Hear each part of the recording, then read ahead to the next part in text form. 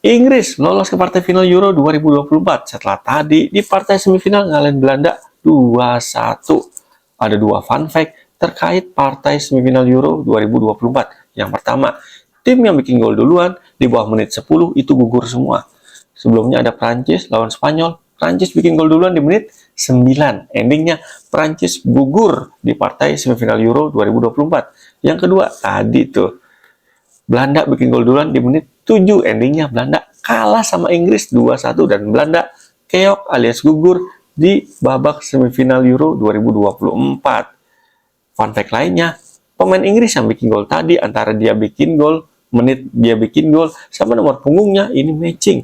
Harry Kane, pencetak gol pertama Inggris, bikin gol di menit 18. 18 1 sama 8. 1 tambah 8 9, nomor punggung Harry Kane 9. Gol kedua Inggris dicetak sama Watkins.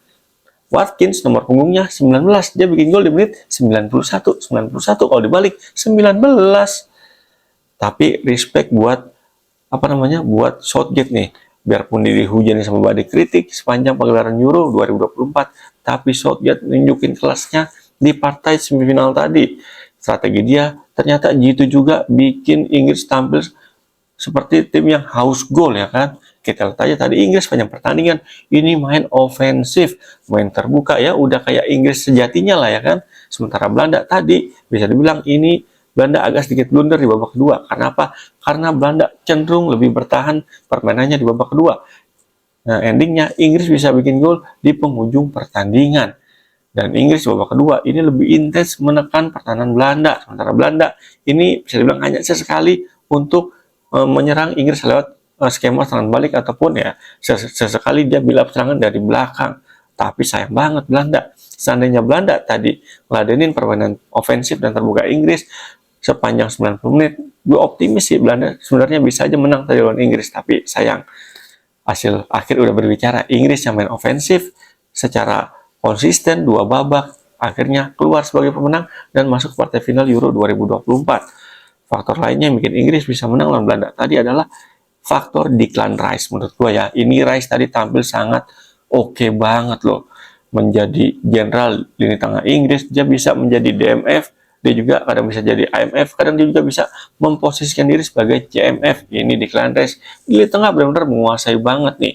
Dia di tengah, ada di sisi kanan, di sisi kiri, di sisi halfback juga, dia ada di mana-mana tadi nih Declan Rice di babak semifinal lawan Belanda. Dan aliran bola dia ke depan maupun ke belakang ini benar-benar dikendalikan penuh sama Declan Rice sepanjang pertandingan. Pemain Inggris lainnya yang tadi cukup menonjol adalah back Inggris nih, John Stones. Menurut gue tadi Stones tampil juga oke banget nih, ya kan. Terbukti bila serangan Inggris tadi sepanjang babak 1 dan babak 2 ini dimulai dari, kalau hitung pemainnya di luar kiper, ini dimulai dari Stones. Terbukti operan akurat Stones sepanjang pertandingan ini di atas 60 kali yang akurat.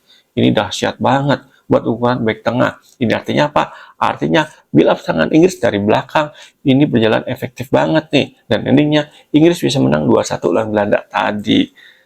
Ya biarpun tadi pemain sayap Inggris nih kayak Saka di kanan dan di kiri ada Phil Foden yang gantian sama Padang Trippier, di babak kedua ada Luke Shaw. Ini biarpun kurang efektif pergerakannya di lini sayap, tapi Inggris nggak bisa nakal di bawah Southgate di babak semifinal tadi. Inggris sukses mengeksploitasi lini tengah, lebih dominan penampilannya, lebih dominan performa pemainnya di lini tengah tadi nih. Yang tadi gue bilang, Declan Rice menjadi jenderal lapangan tengah yang sangat, bisa dibilang sangat oke banget penampilannya tadi sepanjang babak 1 dan babak 2.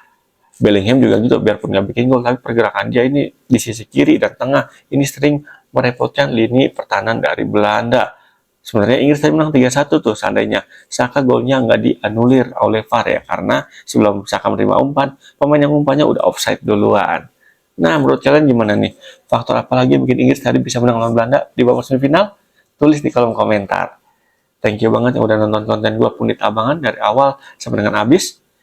Yang udah subscribe juga terima kasih banget. Ketemu lagi bersama gue Irwan Chan di konten Pundit Abangan berikutnya. Salam olah bola.